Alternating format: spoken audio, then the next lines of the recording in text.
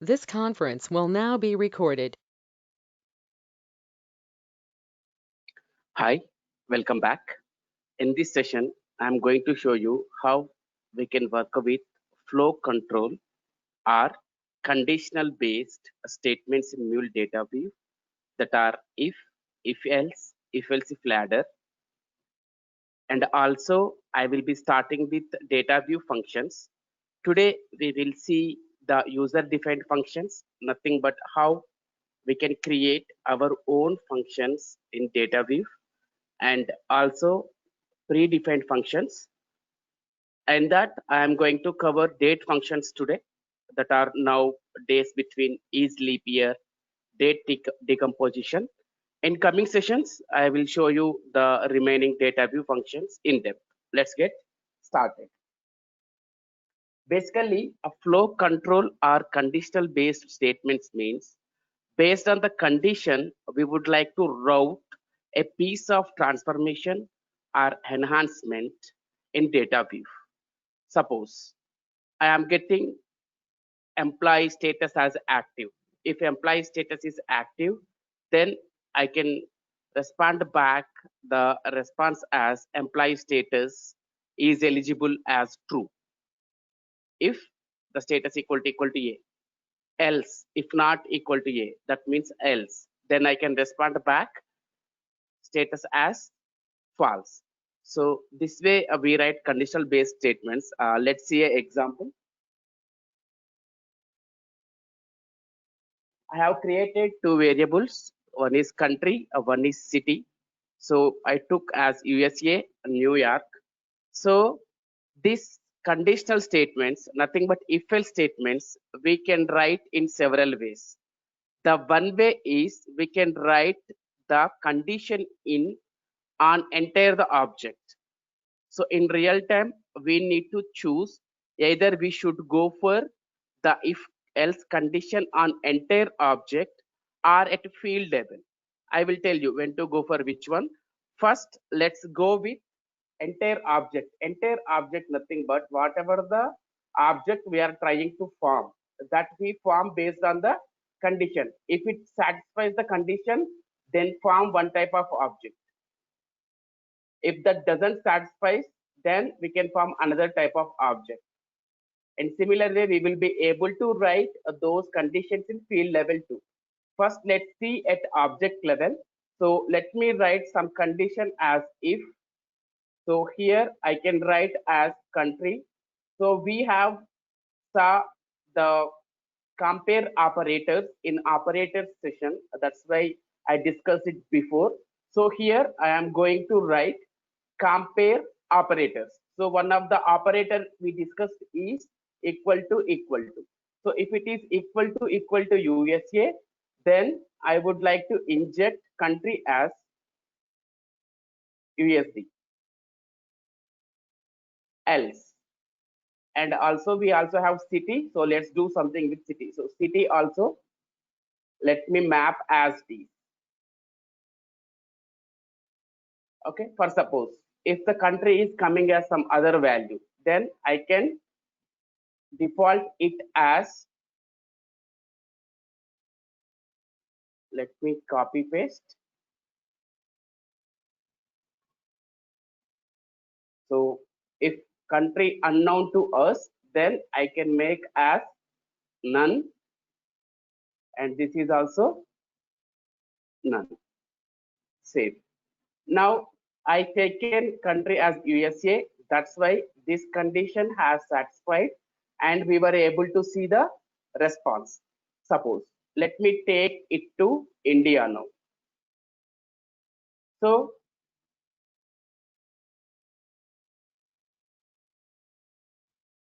let me maximize. Now we can see India. As do we have condition for India here? No. That's why it went to the else back. Now let me add condition for India too. So at the time we need to write as else if, nothing but we discuss with if else. Now if else if ladder. I can take else if as if country equal to India. Then we can take the currency, it's not country, currency as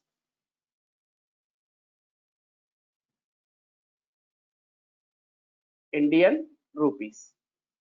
And city, let me take as some city like Delhi.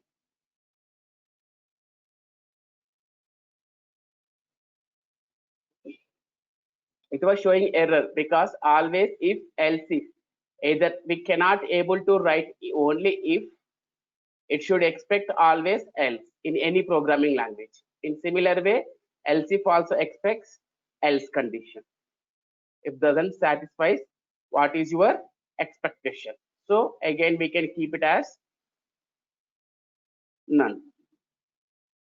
So this way we write the conditional based statements in data view using if else. I will show you a real time example to work with it next. That's why I'm discussing very simple example here. Now, as we have it as India, previously it has shown as none.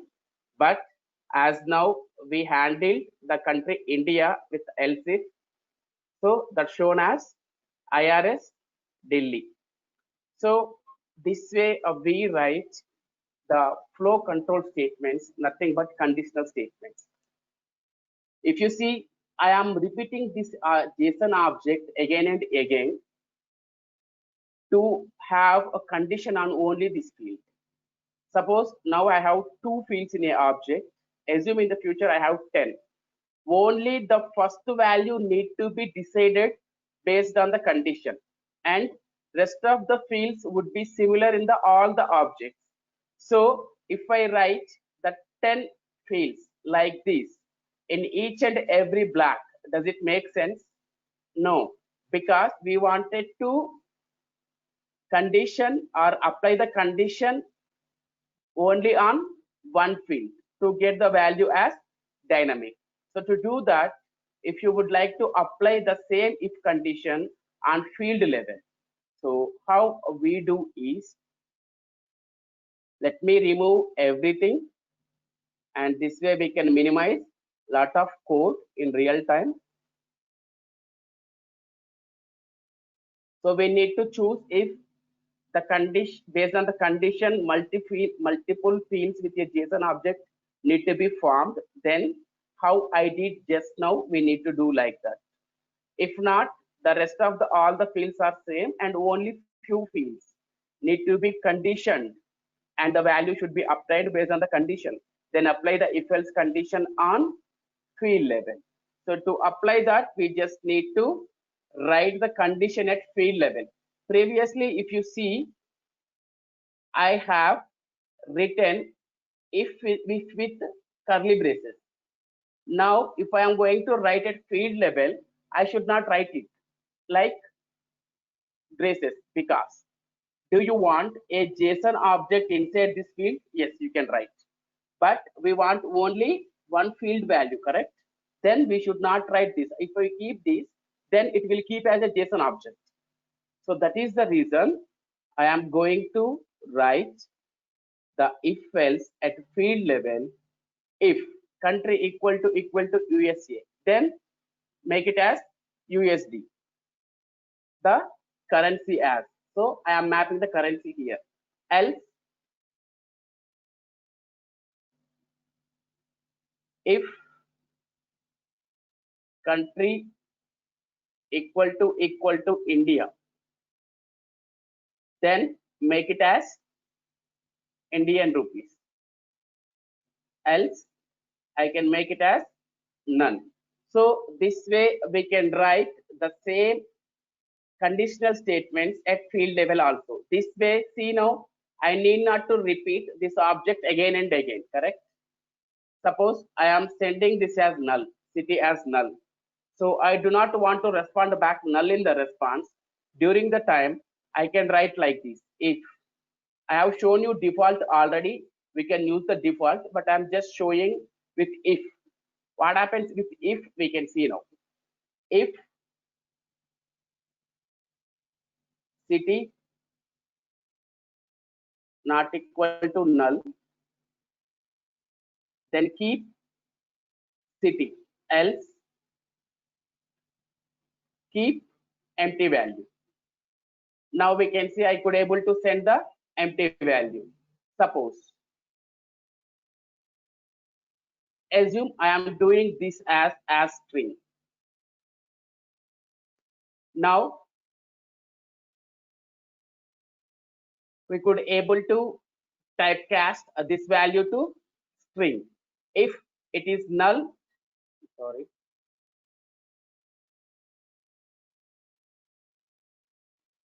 see here. If it is null, then I am assigning it as empty value. If not, I am assigning it as, let me stop the server to avoid this issue.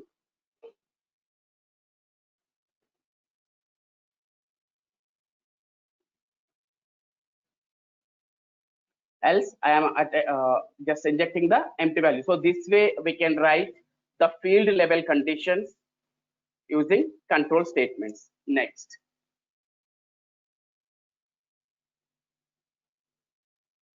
data view functions. The data view functions are of two types. One is user defined functions and one is predefined functions. What is user defined function? If we are writing any our own function in data view, that is called as user defined function. Predefined functions are those already MuleSoft has given as part of data view language to make developers' life easy with reusable functions. What are all the functions we are going to see in next sessions? But in this session, I would like to show you date functions. Then in next session, I will show you math and string and remaining functions. So coming to the date functions, first we work with date functions, then we can go with user defined functions. Coming to the date functions, we have four types of functions given by MuleSoft that are now, days between, is leap year, and date decomposition.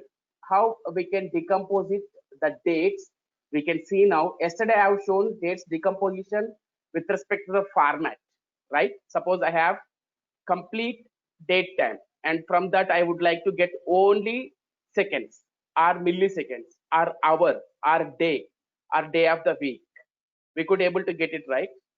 In similar way, if you would like to get these things, even we can use the function and we can get it also. Let's see that one by one.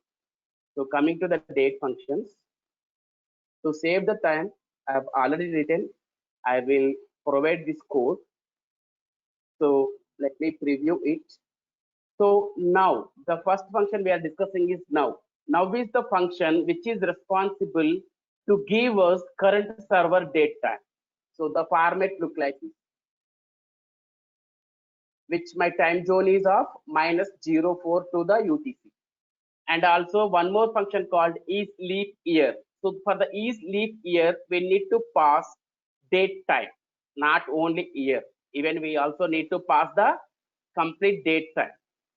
Then it will tell you is the 2016 this date is falls into leap year. Yes, true. 2017 falls into leap year. No, false. Then also I would like to get the days between. Now you can see the days between, always we should give minimum value first, then maximum value next. If you give maximum value first, then it will come like minus value. So to get the days between two dates, don't worry about this symbol. Whenever we add code, any date in data view language, we should always enclose the date between these symbols to supply it as a date. Okay. If you are not hard coding, you are getting over the request or from the database, that's fine. But if you are hard coding, always we should supply like this. Okay. So these are the functions available that are now, is leap year, days between. Next, coming to the date decomposition. Yesterday, by using the format transformations, we were able to see, or we were able to get the seconds, minutes, hour, day, month, year, correct? But by using this decomposition methods, inside methods, these are the attributes available. By using these, nothing but properties inside the function, by using these properties, we could able to get the corresponding value. So this way we do date decomposition. So in your real time, while you are working with your scenario, you would like to get the quarter of the date, or day of week, or day of year, or offset seconds, or which month it is, or which day it is. Then for that we can add this dot property and we can get the corresponding value. So this way we do a date decomposition to get the nanoseconds or milliseconds, minutes, seconds, hour, day, extra. I'm going to provide this code. You can refer the same. And next, we are going to see user defined functions. So for that, I have taken an example. The example covers the flow control statements and these date functions.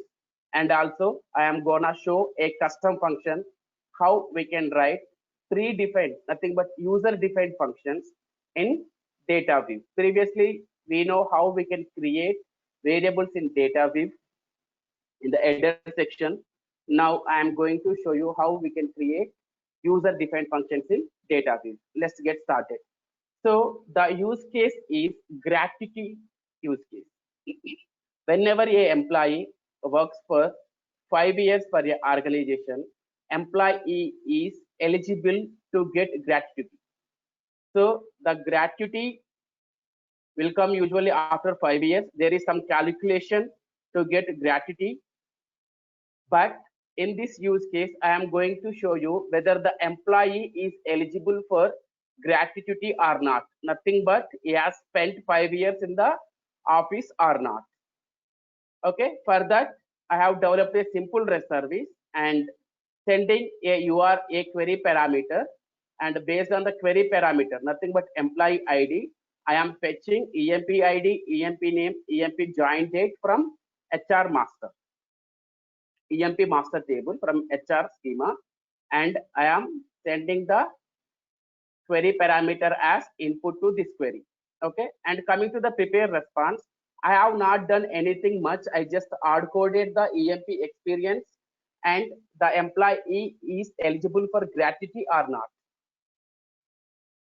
I just hard coded it, but I should do dynamic logic. Now we are going to do the dynamic logic using control statements and date functions, right? Let me show you quickly the happy path scenario by deploying it. Then I will show you how we can write the conditional based statements with the real-time use case, and also the date functions will be involved in that.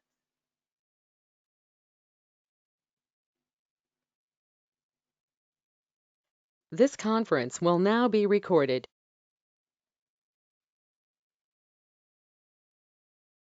So the application has deployed. Let me show you the data in database first. So I have 3 records in my database.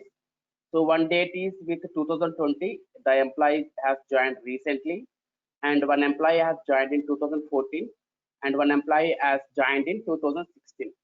So according to this database, only one employee is eligible for gratuity, and the remaining employees are not eligible. So we need to do that dynamic logic now. Let me show you the happy path scenario first. Just click on send. I'm sending this. Now you can see EMP ID and the join date, everything has fetched from the database. As of now, I have hard coded this. Now let's calculate it dynamically.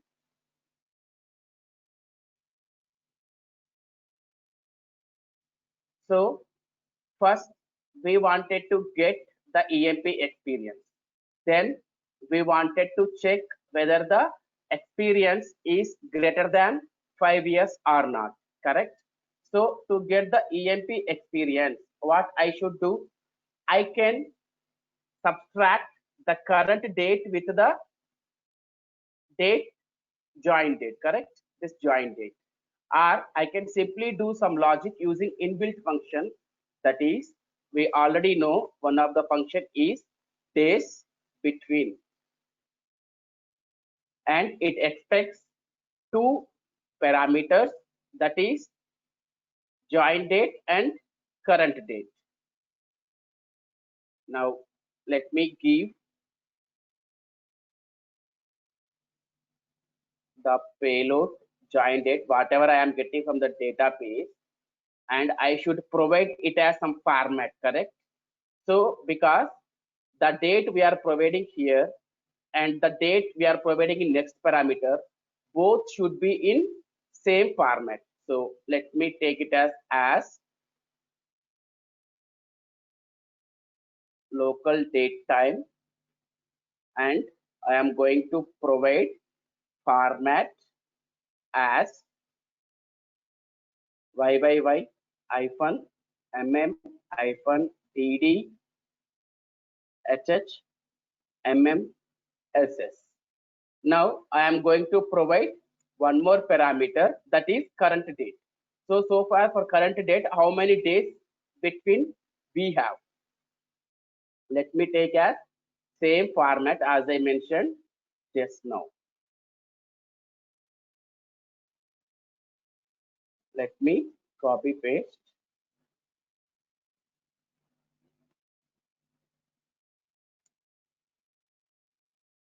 Now we are able to provide two parameters to the days between. Now it will give us the days, correct? So if I divided by this with 365 days, then I can know how many years it is, correct? So to do this, just I need to do by 365. So in similar way, now it will give me the experience. Then if the experience is greater than 5 years, then the employee is eligible. So now here I am going to write the condition like if paste the same 365 and let me put until here one bracket for operator presidency for better visibility, better understanding and readability. Let me put it as greater than 5. Then I can say eligible. Else I can say not eligible, correct?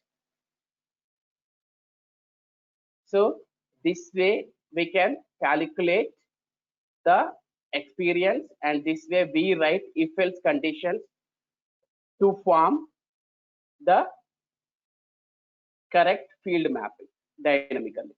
Now let me execute. Let it get redeployed.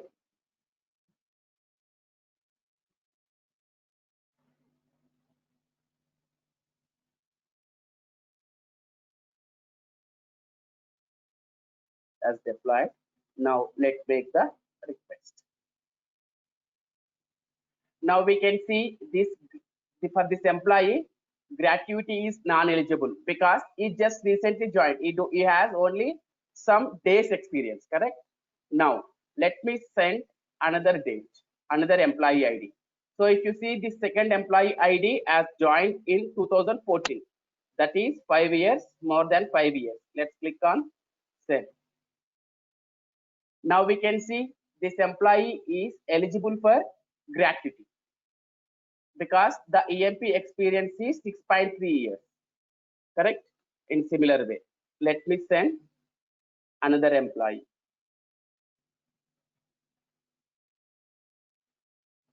So as the employee experience is 4.2, that is less than 5 years, correct? So we can say the employee gratuity is not eligible. So this way HR can check which employee can or which employee are eligible for gratuity once they experience 5 years within the organization. Now, if you see here in this data view, I have done some logic, that is to get the experience and also to check the gratuity. But if you see, this logic has repeated 2 times. So whenever we have some reusable logic, we can take that as a variable and we can supply it as a variable. But here I have a dependency to pass one parameter, correct? So from here, here only I am getting EMP join date. So this EMP join date I should supply as a input to the variable. That is not possible. So in this case, whenever we have the reusable logic need to be written in the data view language, that should be taken as a method. We can take it as a variable until it won't have any dependency with the parameters that are from the this body section to the headers. So now let me write a custom function. So how we create variable? We know syntax, right? Where test equal to I am test. In similar way, we can write the functions also same. We need to take it as fun, and we need to give the function name, that is calculate EMP experience, or let me take as calculate experience, and it is going to take one parameter. The parameter I can take it as join date.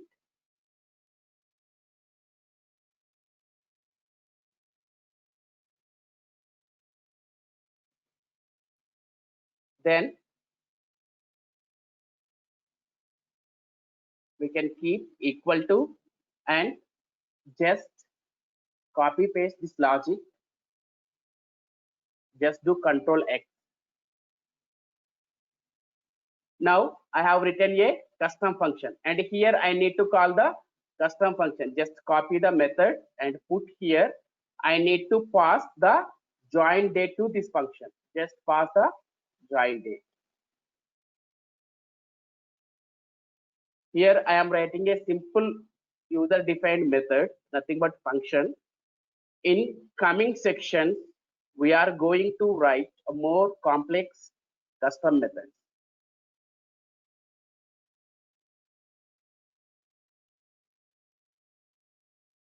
So in this logic, I can put the same.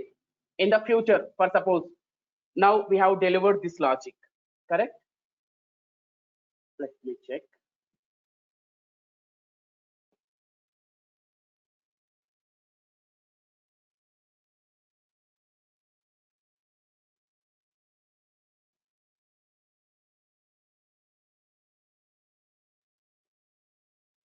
Let me add one more here and here.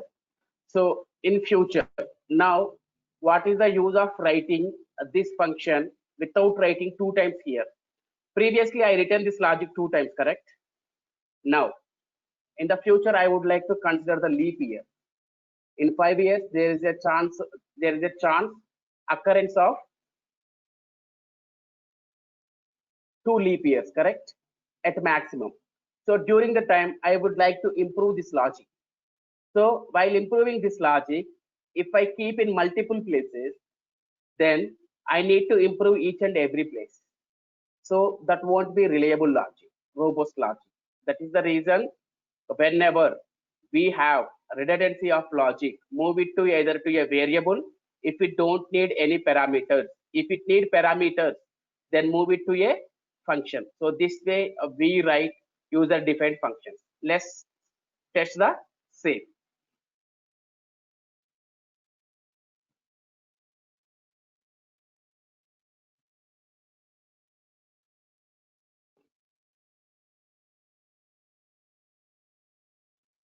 As deployed. Now let's make the request. Now you can see the same response came. Let me change the value to another for eligible employee. Send. So this way we work with the date functions and control flow control based, nothing but conditional statements that are if, else, and also the custom function. Apart from this, I would like to tell you one important topic, that is sometimes whenever we have some null fields, we do not want to keep those fields in object itself. Either if the value is null, then we can make else as empty. That just now I shown. But let me show you that again. So for suppose here I have taken a test variable, correct? So let me take it as test just to show. So now we have the value. If I map this value, it will be mapped to year, correct? So let me show you the same first. Then I will show you how we can evade some fields which are null.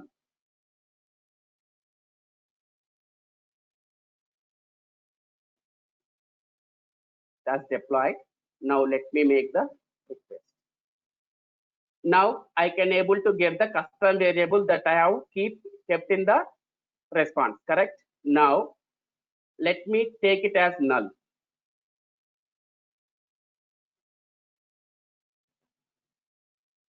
Let it get redeployed.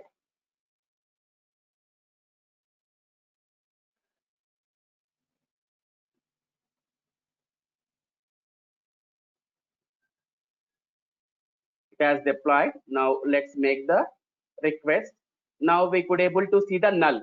So in real time, sometimes there are chances wherever you have a null field or for particular piece of null fields, the customer or client don't want to include those fields. So during the time, how we can manage those? So to do that, we can write only if condition. Just now I mentioned any programming language expects a else block for if condition.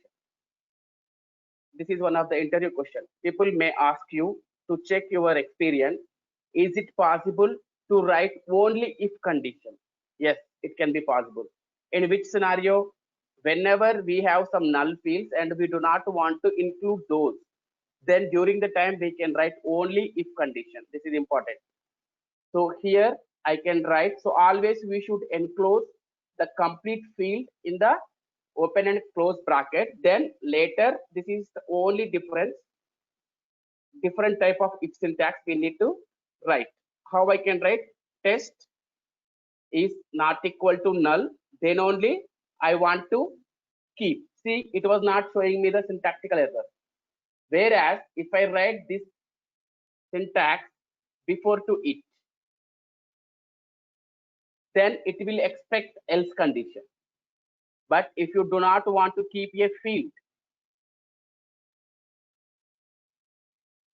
then always we should write this to end of the highlighted fields. Just put this, save. Now I am supplying it as a null. Assume this is also we are getting from database. If it is coming as null, then we do not want to include it. Let me show you the execution. Now I am supplying it as a null and I do not want to appear this complete field if this value is null. Let's see.